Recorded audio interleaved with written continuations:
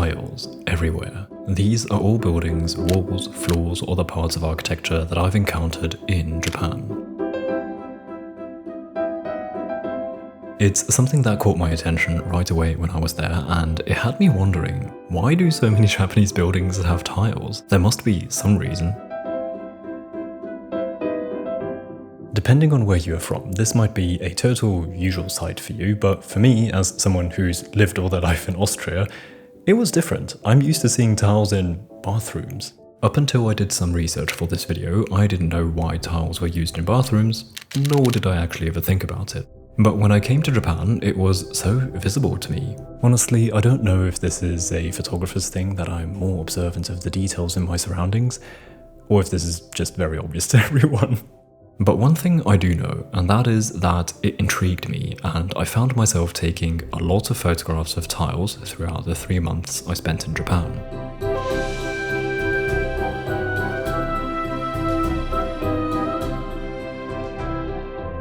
And after some time, I realized this might become a little photography project of mine. And so in this video, I want to share my findings on why Japan has so many tiles and show you the current state of the project, but also talk about photography projects in general, because I guess there are a couple things that I would like to clear up there, and then possibly encourage you to make your own photography project as well. So let's begin with that.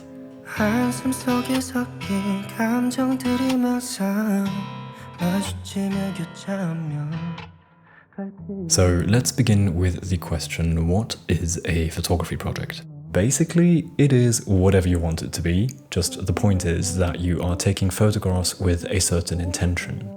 This intention can be a story, so you're telling a story about something with your photography, or the intention can be documentation. For example, if you continue photographing your family, your home, or just life in general, that can be a photography project if you intend to create a body of work that surrounds this thought of documenting the subject that you're photographing.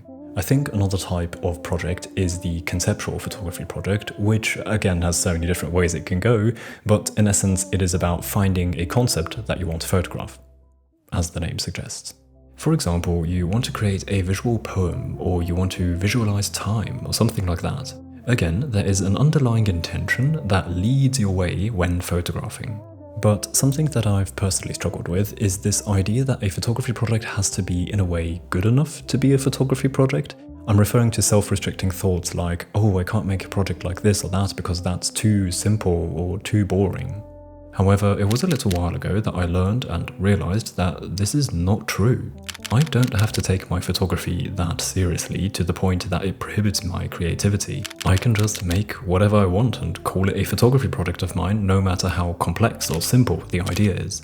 And this is something I realized a couple years ago when I was working in a photography association and gallery, where I encountered numerous artistic projects in the realm of photography, which expanded my understanding of what a photography project can look like. And one of the most simple formats of a project that I came across quite a few times was the study, or the collection. So, sorry, I do not remember the artists of the projects that I'm about to share. What I saw was, for example, a study of bridges, which was basically just a bunch of photos of bridges. It was so basic, just always the same angle. Similarly, I found a project that was following a German motorway, and every time there was a bridge that crossed the motorway, I think that person took a photo. So you had a collection of different angles of the motorway, but it was essentially the same photo every time. So you see, with these projects, they are very simple and straightforward, and I do not want to judge whether they are good or not, but what I think counts is that it's something that the artist was interested in and I suppose fulfilled them artistically, and there are for sure people who can connect with those projects. I mean, it was exhibited in the gallery, so it can't be that uninteresting. After all, isn't connection what art is about? You can make something that is very you and try to reach people who connect to this form of expression of yours or your interests. So the point I want to make is that in case you like the idea of working on a photography project but feel insecure about it because you think your idea is not good enough, you shouldn't worry about it, because if it means something to you, that is all that matters. Create, then reflect, then refine and repeat. And so in this video, I'm somewhere in between step 2 and 3. I've created, I've shot my photos, now it's time to reflect and refine. And then with my new insights, I can repeat the process and do the same all over again until I'm satisfied with the project, or I decide that the project is not working out, in which case it will join the pile of projects I started and never finished. So, with all of that said, let me talk to you about tiles in Japanese architecture, which are the central theme of my photography project.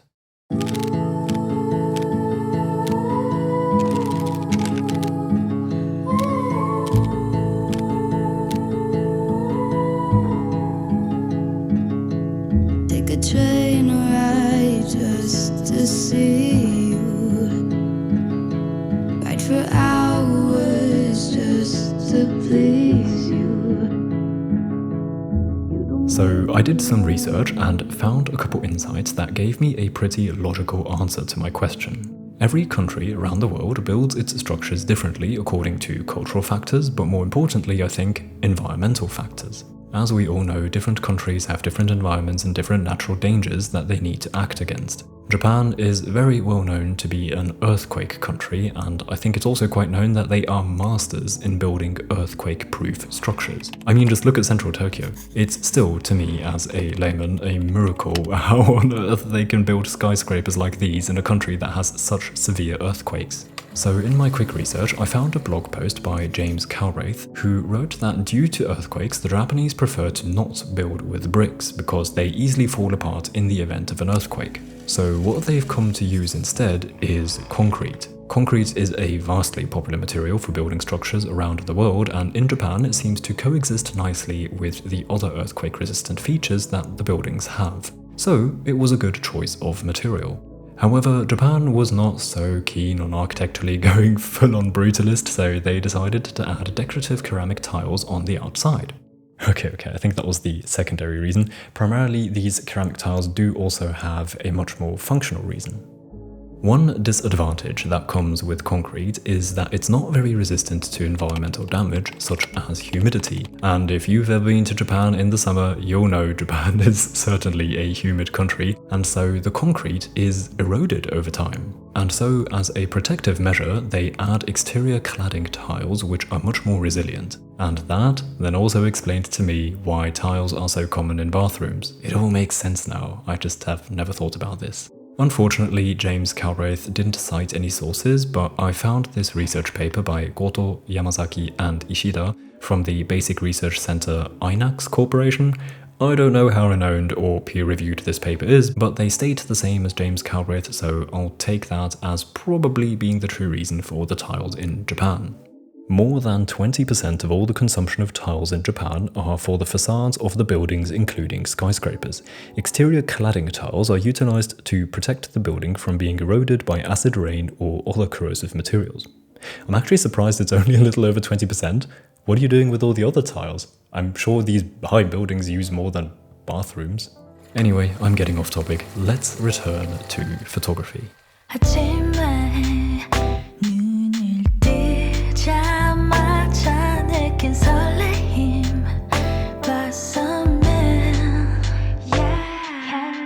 So early on during my time in Japan, I already noticed all the different uses of tiles. Especially in Tokyo, I felt that tiles added to the overall aesthetic of the city. And for the simple reason that the prominent use of tiles was interesting to me, I began photographing them, simply collecting lots and lots of photographs of tiles. And I did that with every medium I had whenever I encountered some photo-worthy tiles, so I have photos on film, some shot digitally, and many also shot on my phone. The photographic aesthetic is of lesser relevance in this project, so I do not mind mixing media like this in an almost arbitrary way, because what I was aiming to document is the quantity and quality of tiles in Japan. So quantity meaning how common it is to see so many tiles rising up a high building's wall, but then also find steps and random corners of a metro station also covered in tiles. And with quality, I mean the variation of usage and style. So tiles are not only used for walls, but for so many other bits of architecture, and often in pretty interesting shapes that I wouldn't usually expect to see covered in tiles. Also, sometimes tiles are more decorative or just had a funny quirk to them.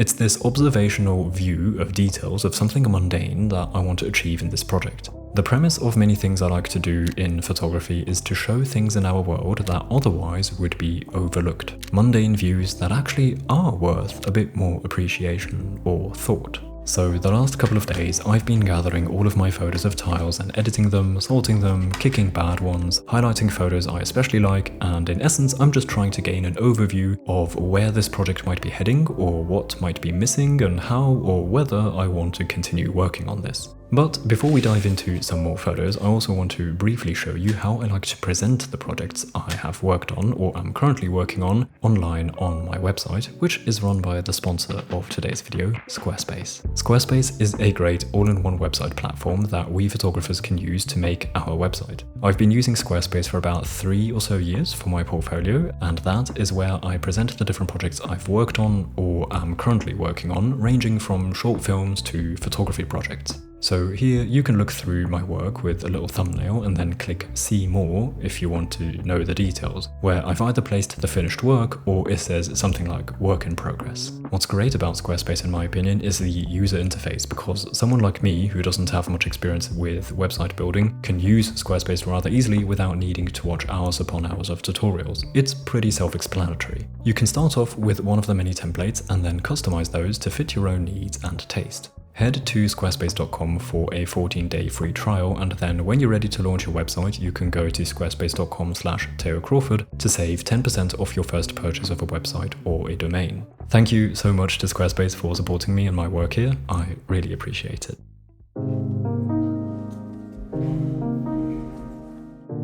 So here are all the photos that have passed the primary selection, so I've already filtered out the ones that definitely don't fit the project or the photos that I took twice to get a better angle, and I'm still now left with close to 200 photographs, which I think is great. It shows me that there was a certain dedication to the project from my side and that I have a lot of material to work with already. This, of course, doesn't mean that for a photography project in general it is necessary to have loads of photos, but in this case, this type of project, which I would call a collection, does usually require this approach of collecting lots and lots of photos and later keeping only the best. Next, I want to mentally sort them in a couple categories. I think what makes sense to me is sorting them according to distance, so wide shots, medium shots, and close-up shots. Let's begin close and then gradually move further away from the tiles. So these close-up shots, which the majority I think were taken with my phone, are actually my favorites. I think these really fall into that category of photography that highlights subjectively interesting details in otherwise mundane surroundings. So what I've been collecting in this regard are tiles that have something that just give it a little bit of extra character, such as this wall here, where some brown and blue tiles just randomly come into the picture from the right, which I thought was funny in a way. Or this shot, which features multiple different colours, but the highlight is that one turquoise tile that is also thicker than the rest. Other times I've found tiled walls in combination with infrastructure such as electrical boxes or other unidentifiable objects. In this one specifically, I also got the shot because I was fond of that green tape that seemed to be used like a plaster to cover up an injury of the wall. Another type of these photos I enjoyed shooting was combining plants with tiles. Seeing as there are so many white tiles, it becomes increasingly boring to photograph them, but at the same time I want to include as many as possible in the project to translate into the photo collection the amount of white tiles that you can encounter in the cities. I don't want to make it seem like white tiles are just as common as coloured tiles, so I photographed them often, but to keep things interesting, I enjoyed photographing corners or small parts of a wall that came into contact with flowers or a tree. Another wonderful way of mixing things up, even when just concentrating on white tiles, is lighting. I especially love this photograph of a box of sunlight hitting the tiled wall. It's so geometrically pleasing and adds a whole new mood to the set. Here's another one which is different in multiple ways. There's an additional object apart from just the tiles, and the wall was actually rounded, as can be seen thanks to the horizontal lines. The round shape also made for some wonderful shadows that wrap around the wall. Other close-up photos I shot were more complex shapes that I often purposefully photographed in weirdly tilted ways to avoid being only just slightly tilted, which usually feels a little irritating, whereas doing it enough that it is clearly deliberate takes out that discomfort. So these somewhat weirder shapes were usually smaller walls, stairs, or whatever this rounded thing is. Let's now move on though to what I called medium shots. These are not wide shots of an entire space, but also not really close enough to count as a close-up shot. And this is where I began to include people in a few of these. I really like this one, which is minimalistic, simple, yet the person adds so much intrigue to the photograph I find, because why are they standing there? The framing doesn't allow the viewer to see where this might be, so that is purely up to interpretation and imagination. But it seems that the person is standing quite close to the wall, which just evokes more questions. And to be completely honest, I myself do not remember where I shot this and what exactly was going on here.